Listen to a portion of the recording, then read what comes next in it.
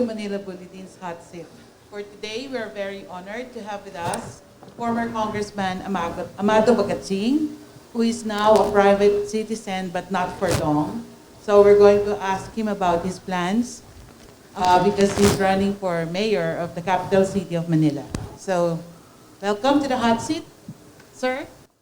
Thank you, Bel. Magandang hapon po sa inyong lahat. So tell us the story about your decision to run the race for mayor in the capital city. Well, to be honest with you, to start with, let's say that I am a reluctant candidate. I was approached by then Congressman Manny Lopez in March this year. Kasi magkasama kami sa Kabaka. And he asked for my help because he had plans of running for mayor in 2022. So the long and short of it is I told him, yes, personally, I will commit myself to you. But for the other organizations, sabi ko, we have to work and really court these people. So, tuloy-tuloy. But one day, on October 7, he decided not to pursue his bid for the mayoralty. So, nagkaroon ng vacuum. Everybody was taken aback. I didn't know that he was not pursuing his political plans. So, nagkaroon ng vacuum for 3 weeks, 4 weeks. But I called him. That night, he announced that he was no longer pursuing. And I told him, Manny, alam kong emotional ka, stress ka. So, you still have 5 weeks to reconsider your position to run again for mayor. So in the meantime, sabi ko, I will file under Kabaka, which is a regional political party. I will put para mga placeholder for you. Para just in case mag-iba isip mo, meron kang babalikan. So I requested one of my friends to file for mayor and vice mayor. Ayun na nga, para lang kung gusto niyang bumalik, meron pa siyang chance to be substituted, to run as a substitute candidate. So, until dumating na nga yung malapit na yung 15th of November, mukhang solidly ayaw niya nang ituloy ang kanyang bid. So that's where the heat started to come my way. Because people were clamoring. Hindi naman pwedeng walang kalaban yan, yung isang incumbent. Hindi naman siya incumbent. Sabi niya, bakit naman, aswerte naman niya, ngayon lang mangyayari sa Maynila na unopposed ang isang hindi pa naman nasusubukan. Kaya yun ang mga pakiusap sa akin ng mga barangay officials, marami, all sectors of Manila. They were urging me to run. So I just promised them one thing. Pag wala ka akong kumandidato dyan on the 15th of November, sabi ko, I will seriously consider, sabi ko, probably filing. Because I will give you your freedom of choice.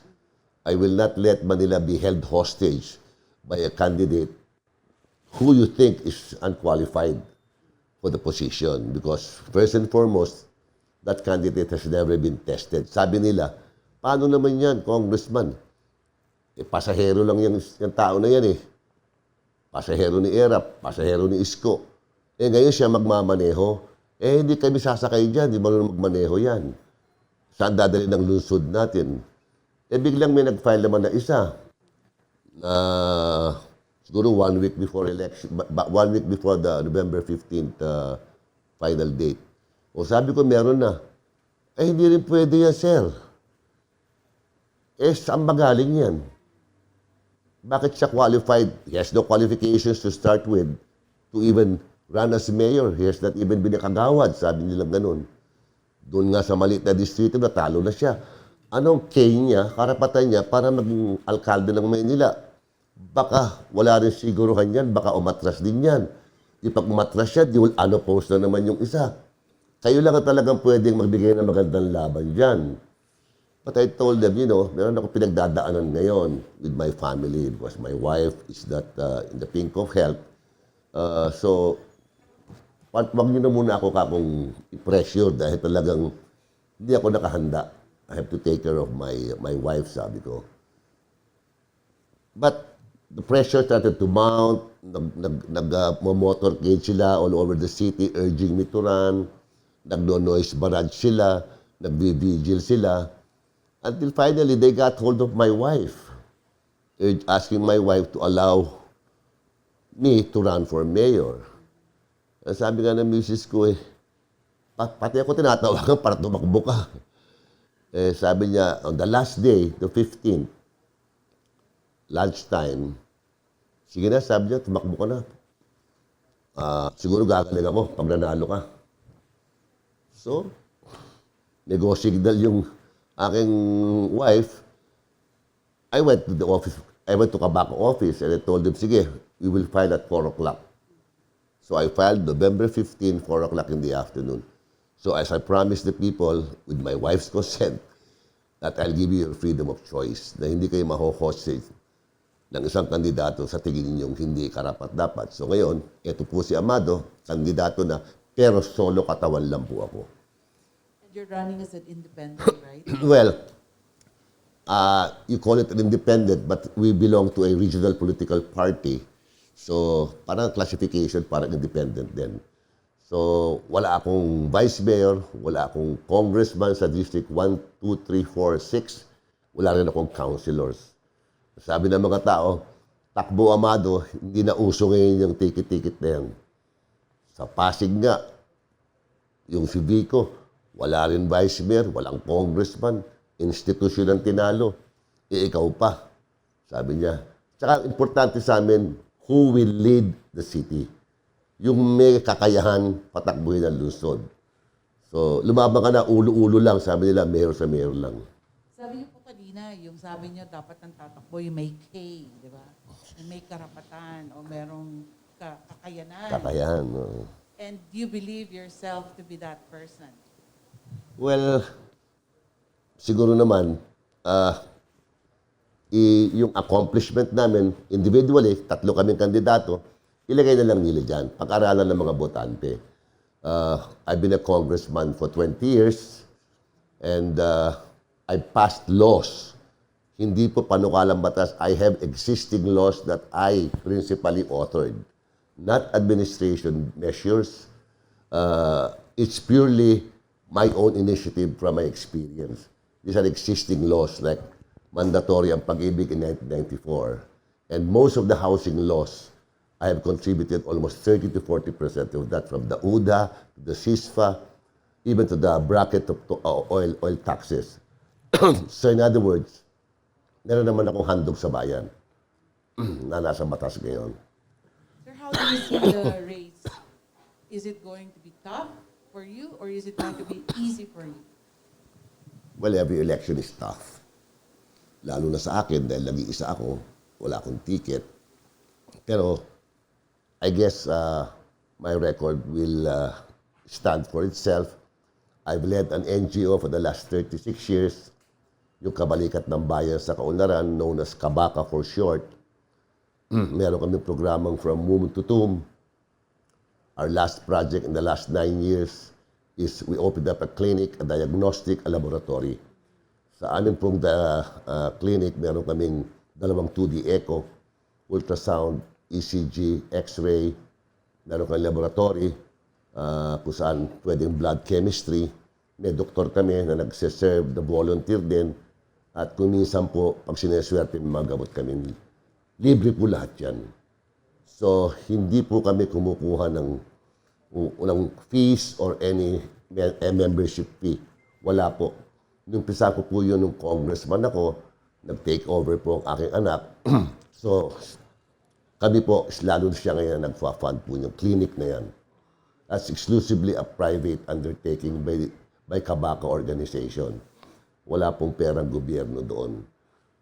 From solicitation from friends, big companies under the corporate social responsibility, they donate equipments and their talent, like doctors, they volunteer. Chinese General Hospital was our partner for a while until the pandemic, which I call the pandemonyo, came along. So, meron po kaming oldest training center in the whole Metro Manila, yung Kabaka Manpower Training Center. 32 years old na po yan. Meron kaming 25-year-old na daycare center, which I started with 9 daycare centers. Now, 13 na po yan, in-increase the Crystal.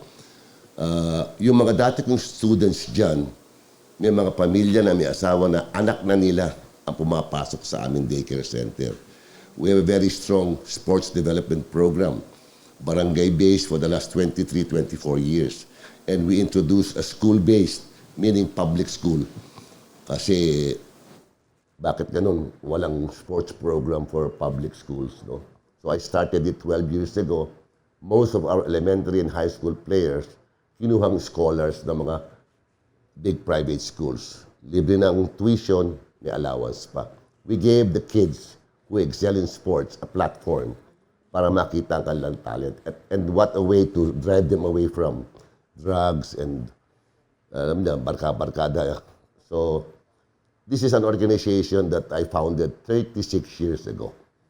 No fees. If we can do it for the last 36 years, na wala kaming pondo, siguro pag nag-mayor ako, lahat po ng nakikita nyo sa Luzon ng Maynila ay funded po yan ng City Hall. Galing sa atin bush yan. Eh kung ako po ay magiging alkalde po ninyo, mayor, kung nagawa ko po sa Kabaka yun na walang pondo, magagawa ko rin po bilang mayor yan. At ang plano ko nga dyan, marami, magbibigyan ng pagkakataon, lalo na sa kalusugan.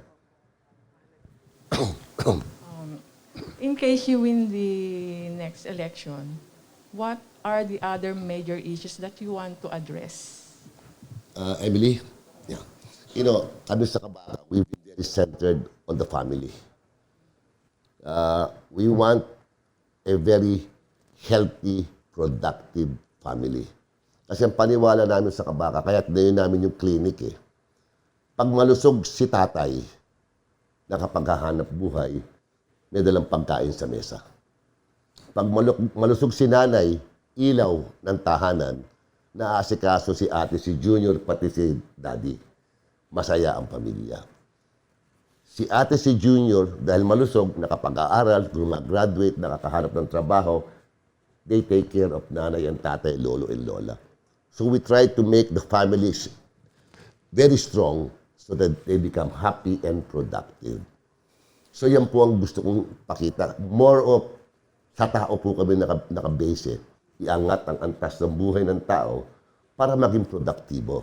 So para sa amin po, angkla ang kalusugan.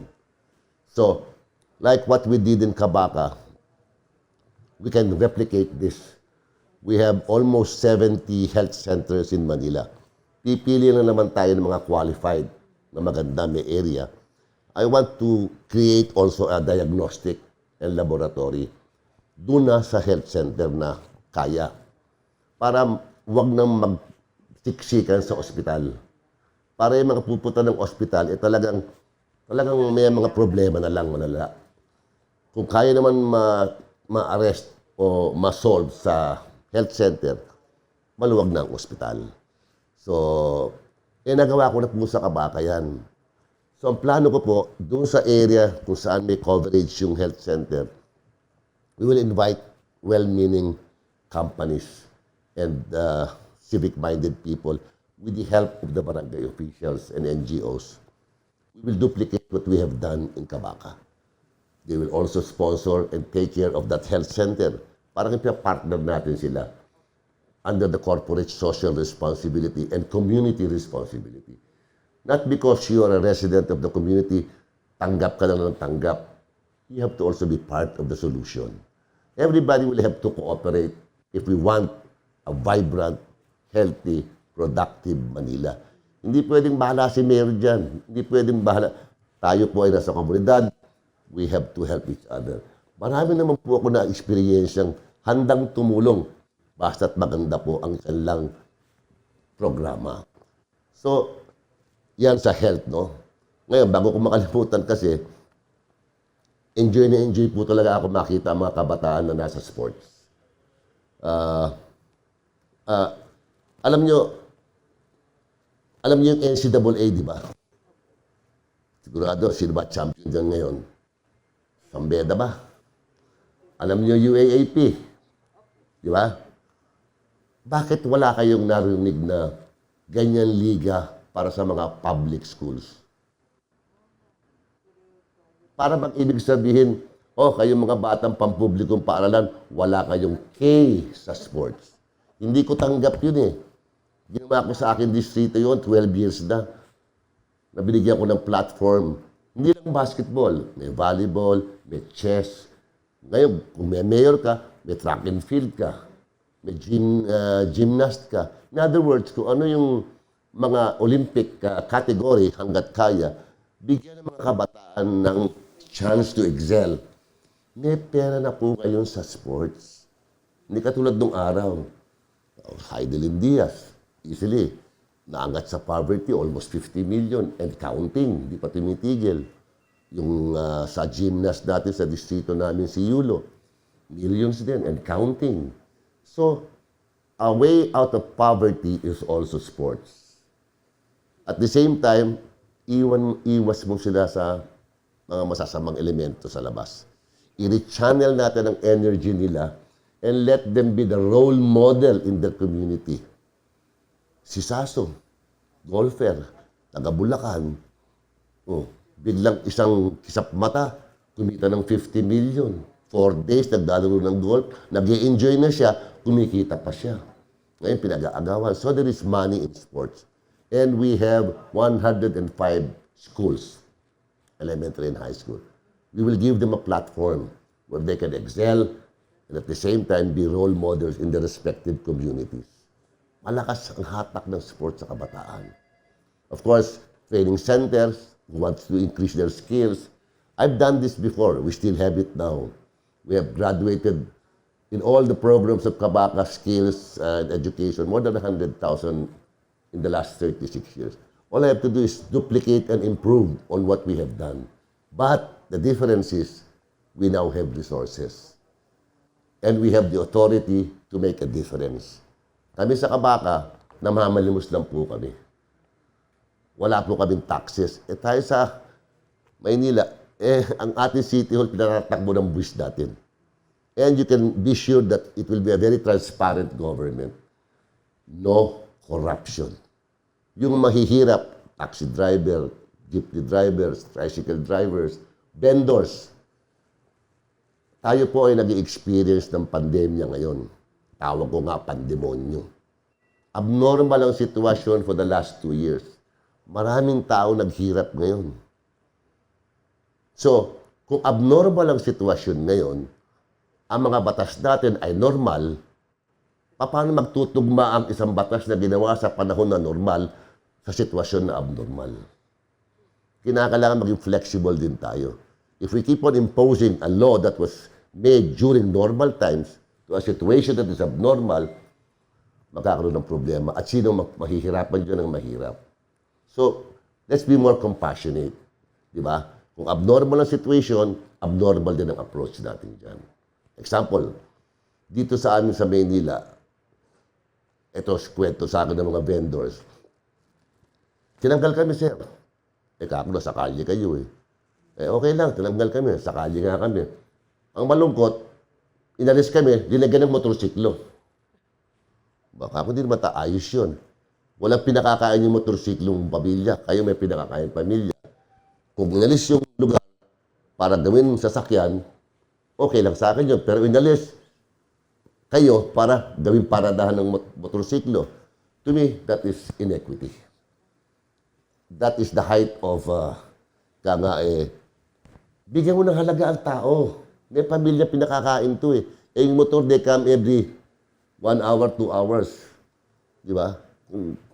So, under this present situation, ang sabi ko nga sa kanila, sabi ninyo nung panahon ng ama ko, nung mayor ng ama ko, very compassionate sa inyo, regulated kayo.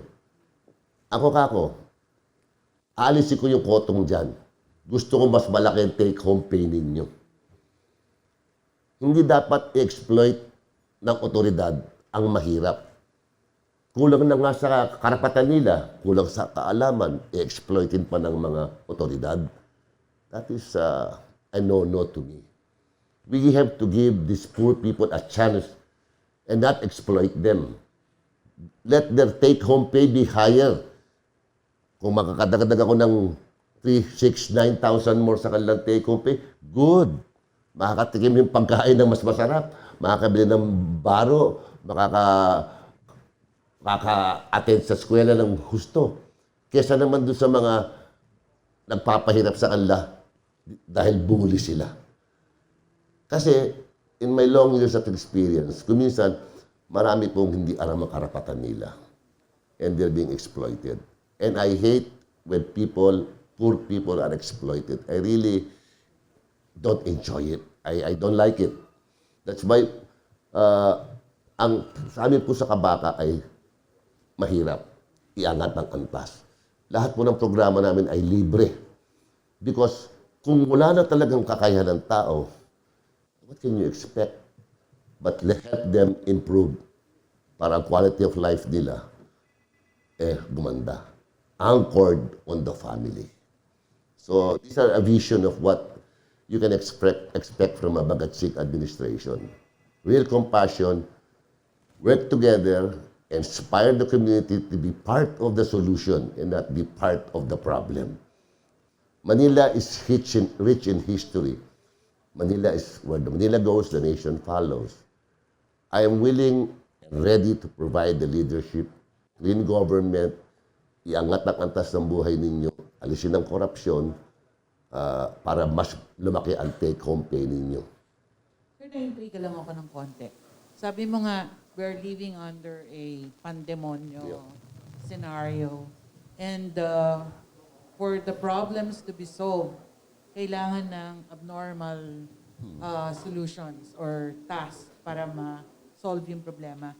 Ano pa po yung naiisip ninyo ng mga abnormal solutions to the problems that the city is facing right now? Well, example nga, sabi ko siya, daming walang trabaho ngayon.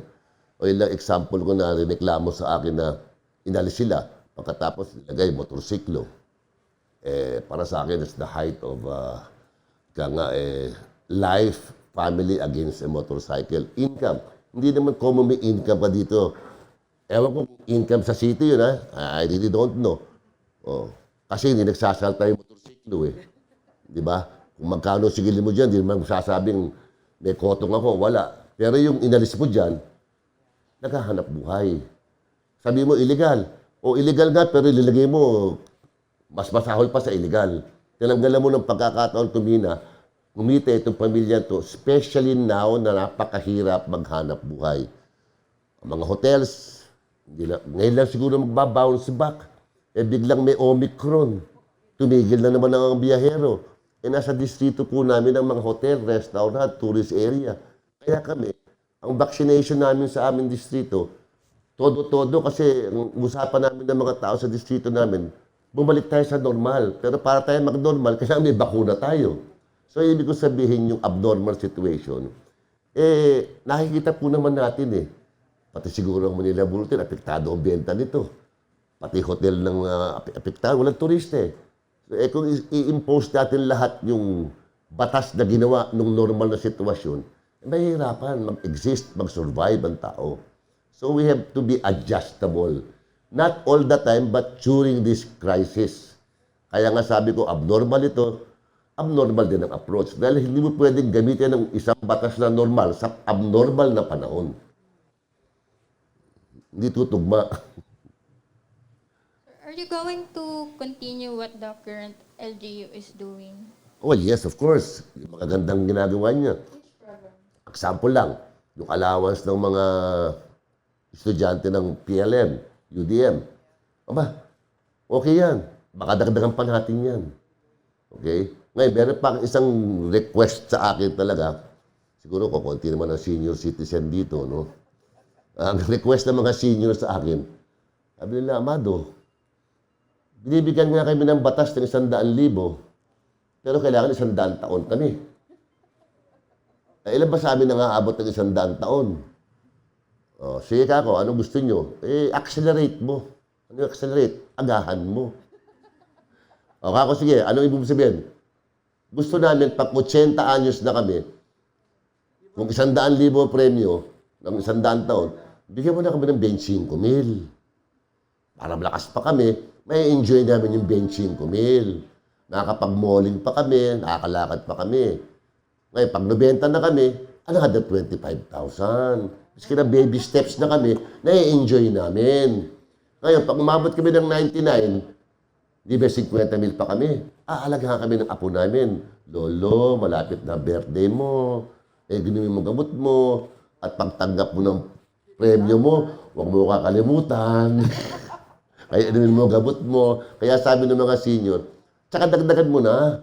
Nung araw pa yung 100,000 eh. Isip mo, 100 years old. Swerte naman ang aabot yan. Di mo ng 200,000. Para yung pag-80 namin, 50,000 naman. Iba na ang presyo eh. Oh, at least 80,000, 80 years old. Meron na kaming minamata-matahan na 50,000. Palagay ko, madalang problema yun dahil yung mga konsyal na sa council, sila ang gagawa niyan. Of course, i-endorse ko yan. So, yun ang mga sa seniors natin. How will you differentiate yourself? Should you become the mayor po?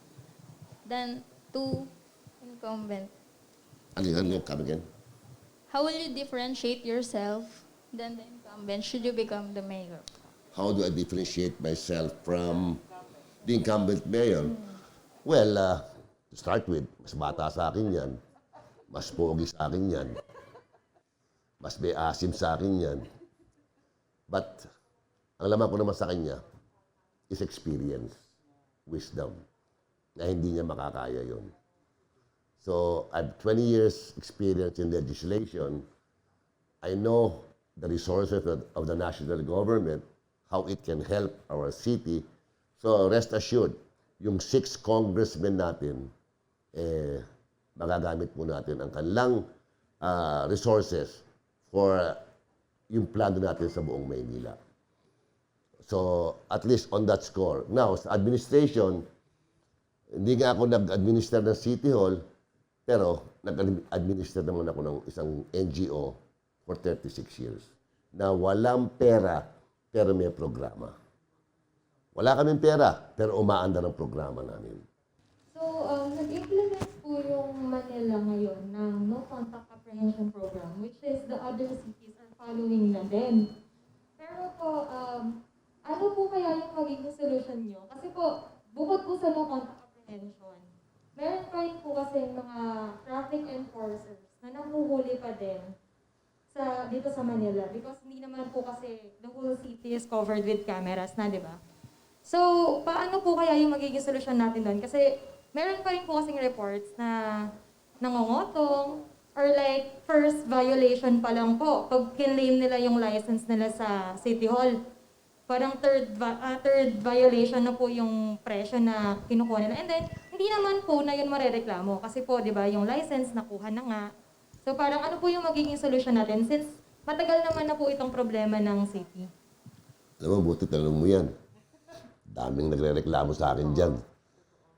Biglang nagugulat na lang sila, "Uy, may 35,000 na pala akong utang dun. Wala kami kamalay-malay," sabi nila. Example, sabi nila, "Tama, congressman, nasa kalye kami. Siyempre, nakamotor kami. So, doon kami sa linya. Biglang binuli kami nung katabi namin. Hindi, siyempre, iilag kami. Uy, nakuha na ng television. Patay kami doon, sabi nila. Pag hindi naman namin umilag, ang laki doon. Minsan truck, minsan kotse, ano pala ng motor namin. Buhay namin, hindi naman alam na nakunan pala yung snapshot na yun. Mag-i-explain kami doon. Buti kung mag-i-explain ka pa doon. Hindi pa daw sa Amerika, yung mga no contact. May araw ka. May court hearing ka, binibigay sa iyo araw para mag-explain ka ng side mo. Wala naman, absuelto ka. So, tapos reklamo nila, sobra naman yan. Hindi na makatao yan. Pandemya na nga. Pinapatay pa kami.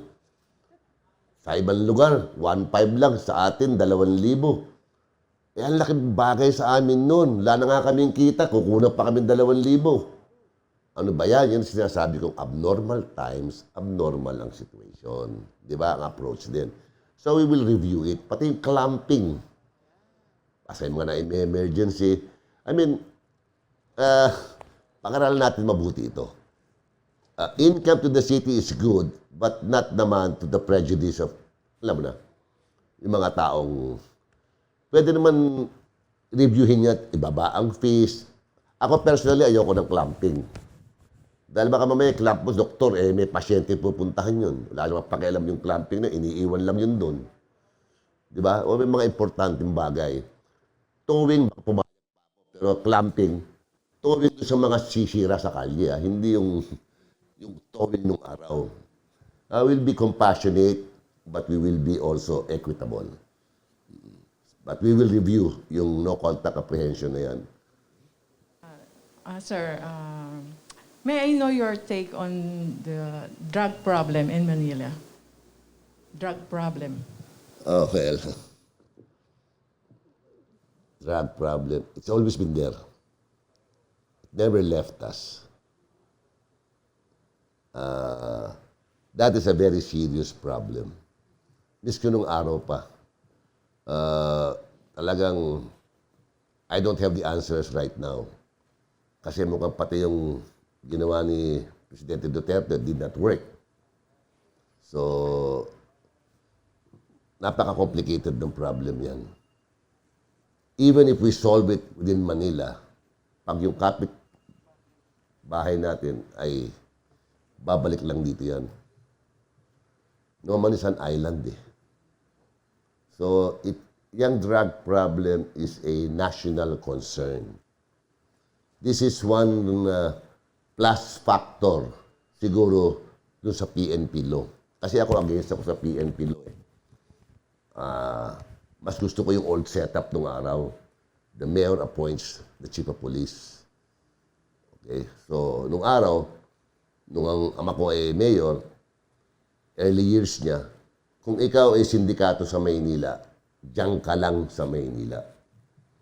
Kung ikaw ay sindikato ng Pasay, diyan ka lang sa Pasay. Kasi paglabas mo, iba na ang hari doon.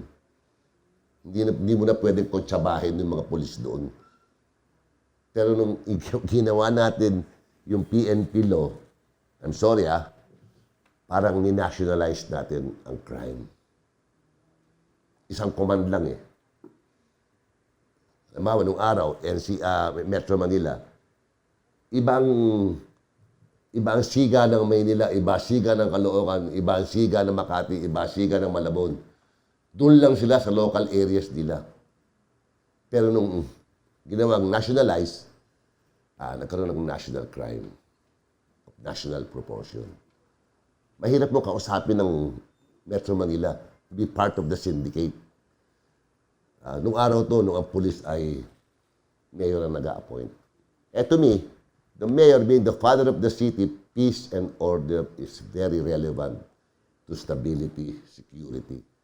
Kung hindi mo naman kontrolado ng mayor ang pulis at iba nagbibigay ng order, paano mag-jive yan sa program ng city government? Pag sinabotahe ka, pag sinabi mong hulihin mo yan, ay hulihin ng pulis dahil utos lang sa taas-taas, sa boss ko, hindi.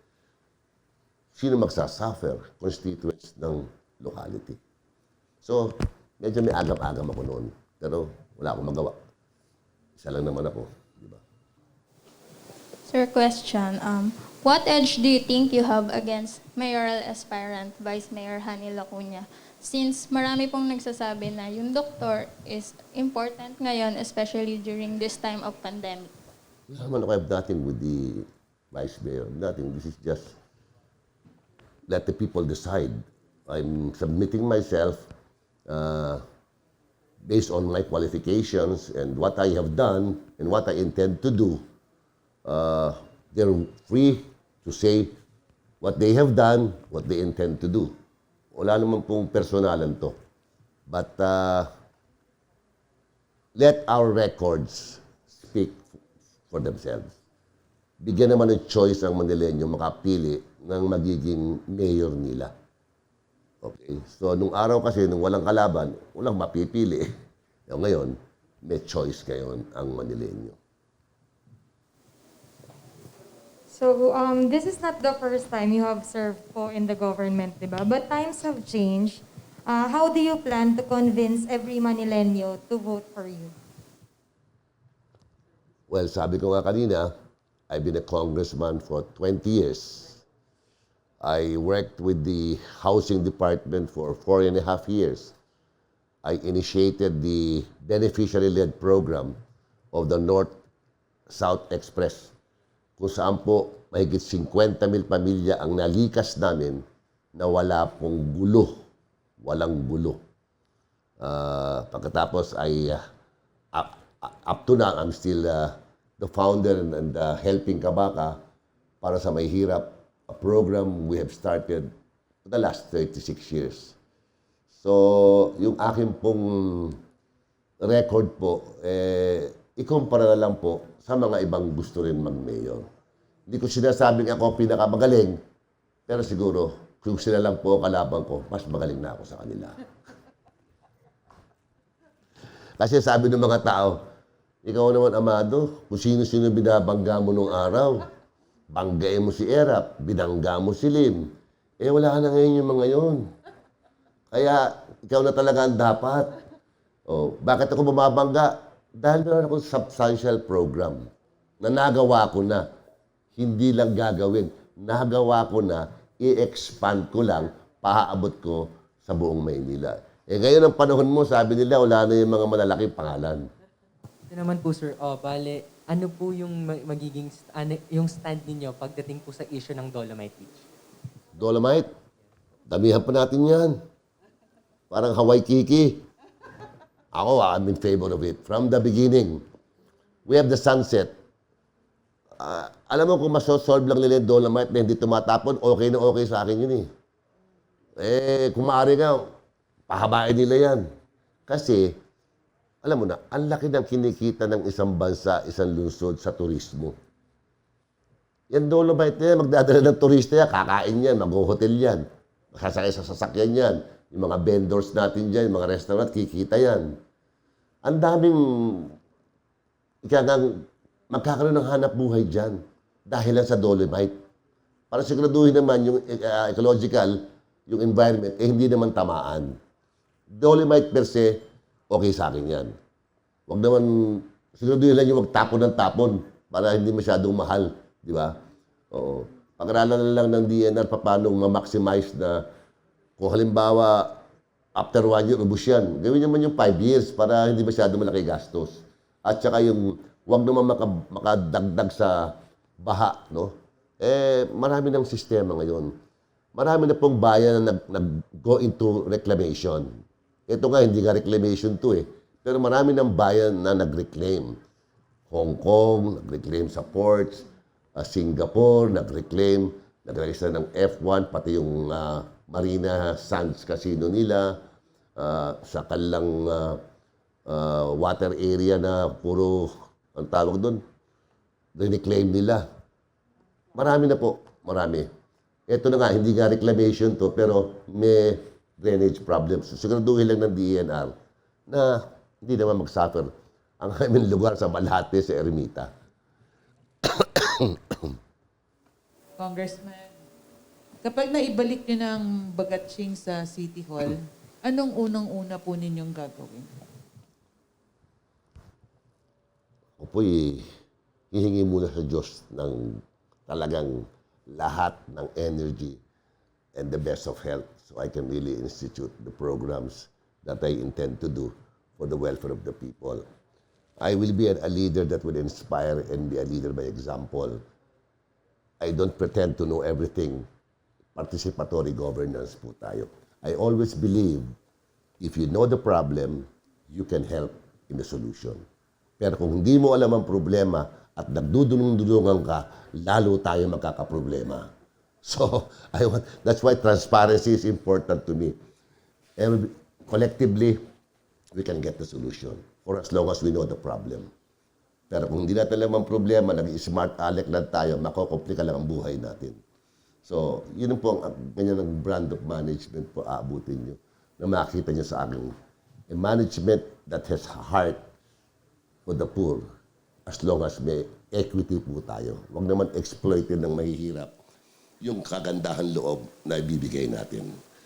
Oo. We want you to progress. Ayoko talaga nung kotong. Gusto ko kayo mag-uwi ng pera. Kung halimbawa, vendor, binabayad 600, 700 a day na raw. Ngayon, dapat yan 250 lang. Happy na ako sa 250. Kayo na mag-uwi ng balanse. Kasi pag may uwi kayo sa bahay ninyo, makakain din kayo sa labas. Magsha-shopping din kayo. Magbubuhay din yung mga tindahan natin. At gaganda ang buhay nyo. Magkakaroon kayo ng dignidad. Magiging parte kayo ng solusyon. Hindi na kayo magiging parte ng problema. Yun ang long and end of that. So I want to enrich people in any way I can. But what is due for government should be for government. Yun lang. Thank you for honoring us with your presence po, sir. And before we end the program, we would like to greet you a happy birthday. Dahil balita po namin birthday niyo bukas. So we are so honored na you found time to be with us the day before your birthday. And we wish you good luck on your campaign. And this is MB Hot Seat. Thank you very much.